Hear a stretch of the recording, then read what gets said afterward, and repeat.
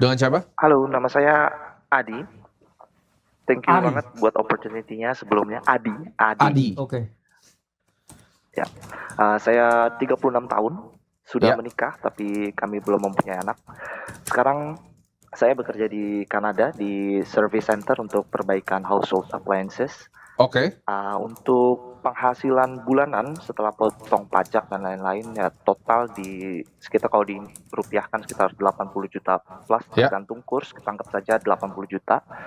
Untuk expenses bulanan di angka 20 juta karena posisi istri juga actively work, jadi kita berbagi cost, jadi ada beberapa cost yang istri handle, ada beberapa cost Ya. yang saya handle, jadi cost bulanannya yang saya spend dari gaji saya cukup kecil. Untuk saving rate berarti di angka sekitar 60 jutaan per bulan. Total aset liquid sekarang di 1,5 miliar. Saya bagi menjadi beberapa pos, di mana 614 juta itu di ETF US. By the way, saya mau shout out dulu untuk Bro Tim dan Bro Kakak karena Ya. saya nonton live streaming sebelumnya di 2 atau 3 tahun ke belakang tentang konsep 5 factor modelnya Eugene Fama yang Bro Tim sempat jelasin dan saya aplikasikan itu. Jadi dari 614 juta ini saya pecah lagi jadi VTI 42%, VEA 24%, VWO 12%, Ya. AFUF 14% dan AVDV 8%. Oke. Lalu 15%, 230 juta di BTC, 356 juta di gold, dan 334 juta di cash equivalent. Saya bagi lagi dari jadi USDT dan ETF SGOV. Ya. Quick questions, apakah SGOV itu bisa saya klaim sebagai cash equivalent juga? Sorry, apa pertanyaannya? SGOV apa bisa dianggap sebagai cash? SGOV. Oh, bisa. Kamu di Kanada ya? Iya. Tapi brokerage-nya berarti brokerage US kan? Iya, betul. Oh, bisa. Masuk kok itu sama aja kayak kamu beli treasury 3 bulan. Oke. Lalu plan portfolio saya adalah secara garis besar saya rancang 40% itu untuk global equity yang saya bagi tadi jadi beberapa ETF, lalu 15% di BTC, 25% di gold dan 20% di cash. Oh, bagus Untuk sekali ini target portfolio. finansial saya $1 juta dalam 10 tahun ke depan. Dan Oke. main question-nya adalah apakah dengan susunan portfolio seperti ini, dengan saving rate dan pendapatan saya yang kita anggap saja sama untuk 10 tahun ke Ya. depan, lalu saya punya ekspektasi growth 15% per tahun, apakah itu too much, berlebihan? Oh, kalau gini, Lalu apakah ini bisa beat S&P 500 atau enggak dalam kurun waktu kayak 10 tahun misalnya?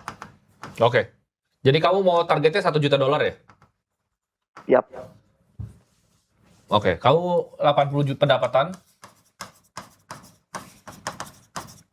Itu target jangka panjang atau gimana? Saat ini saya masih target ke 10 tahun ke depan sih, belum panjang banget sampai 20 atau 30 tahun ke depan. Kalau kamu lihat secara ini, kalau dari pengeluaran kamu sekarang kan sebenarnya target financial freedom kamu 6 miliar ya, bukan 18 miliar ya. Kamu mau 3 kali kan, kamu kali 3 ya berarti ya.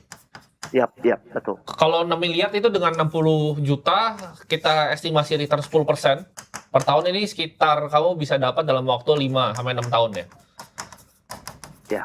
Berarti kalau kamu kali 3 sekitar returnnya kamu 10% lah pakainya. Kalau kamu kan global equity kamu pakai 5 factor modelnya Eugene Fama kan.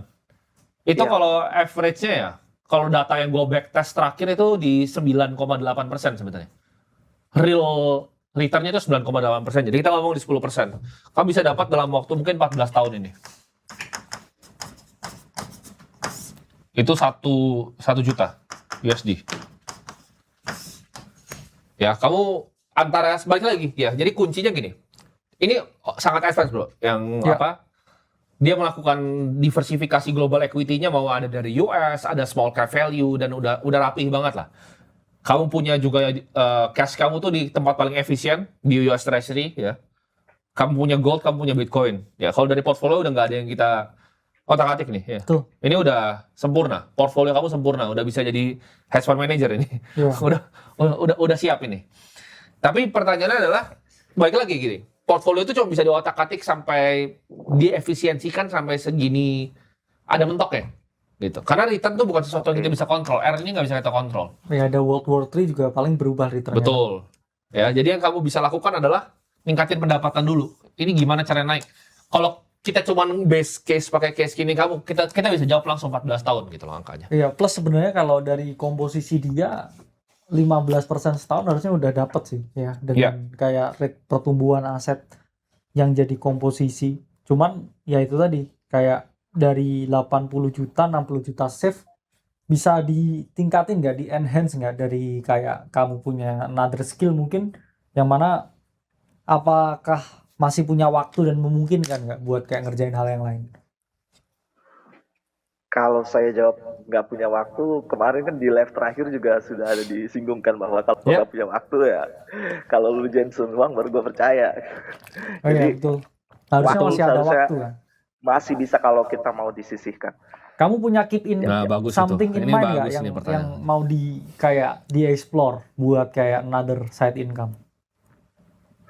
Untuk saat ini sih belum ada terpikir karena saya sebelumnya udah coba bisnis tapi fail kan, jadi untuk coba bisnis apa sebelumnya? Masih belum.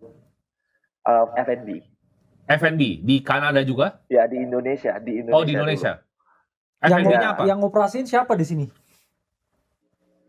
Maksudnya udah gagal bisnis F&B udah tutup. Operatornya siapa dulu di sini? Saya sendiri sama teman-teman. Oh sebelum ke Kanada berarti? Sebelum.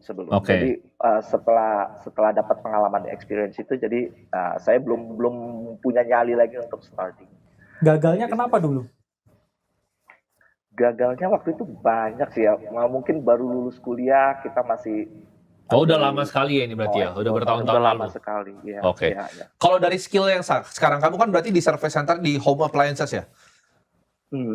Nah itu ada yang bisa kamu translate nggak skill dari situ untuk ngerjain sesuatu? Paling saya ambil freelance mungkin untuk digital marketing. Nah itu bisa dikerjain tuh freelance untuk apa? Digital marketing. Kalau emang ada waktunya kamu harusnya bisa spending waktu di sana gitu untuk cari gimana caranya. Karena gamenya tuh kalau secara investasi punya kamu udah nggak bisa diotak-atik gimana gitu. Itu udah efisien. Udah prudent lah ya. Kamu udah prudent gitu. Cuman penghasilannya kan yang ibaratnya sebenarnya kurang karena kamu savings rate kamu udah besar sekali ke pengeluaran kamu. Pengeluaran kamu udah bagus banget. Pendapatan kamu tinggal ditingkatin, kamu investasi dengan cara yang sama. 14 tahun bisa jadi lebih. Pendapatan double kecil. Bisa jadi 7 tahun tuh. Iya, kalau pendapatan kamu double 7 tahun gitu. Kamu nyampe $1 juta. Kalau saya ada pertanyaan lanjutan lagi dari respon tadi. Karena sekarang kan saya masih di tahap akumulasi ya, di mana saving rate saya di sini lebih tinggi dari growth. Kapan sebaiknya saya melakukan rebalancing? Rebalancing untuk apa? Portfolionya. Semisal kayak di tahun lalu kan gold naik dari 3.000%. Oh, gini. Kamu kan udah punya mandatnya. Kamu udah tulis investment mandate loh itu. Jadi 40% mau di global equity, 15% mau di Bitcoin, 25% di gold, 20. Ketika misalnya gold naik 25, dari 25 naik ke 30, kamu jual goldnya, ngerti nggak? Untuk balance yang lain. Kamu ikutin mandat yang kamu udah tulis, ini bagus ini. Betul, tapi kan saving rate saya pada saat ini kan lebih dominan daripada growth-nya. Jadi ketika misalnya ada, taruhlah di bulan ini BTC naik 10%, lalu di bulan ini saya ada saving rate yang saya tumpahin lagi ke portfolio saya sekitar 60. Oh gini, portfolio kamu kayak, kamu lihatnya kayak ember. Kamu jangan lihatnya gitu, kamu lihatnya ember. Misalnya, ada ember nih kan, kamu berarti kan gini kan. Kamu punya, ini global equity ya. Kamu punya global equity, ini kamu punya US Treasury, ini kamu punya Bitcoin, kamu punya gold kan. Nah ini kan kamu ada persenan nih, 40% kan. Kamu jangan langsung dibagi yang sesuai persenan kamu, tapi kamu lihat mana yang lagi turun dari persenannya. Ngerti nggak? Kalau ya, kalau sekarang yang lagi turun harusnya Bitcoin kan? Iya, betul. Berarti misalnya dia cut ke 12,5% nih. Kamu isi dia buat naik ke 15%. Gini caranya. Dari tabungan kamu. Jadi kamu harus jaga. Nah, tapi ini kapan kamu hitungnya?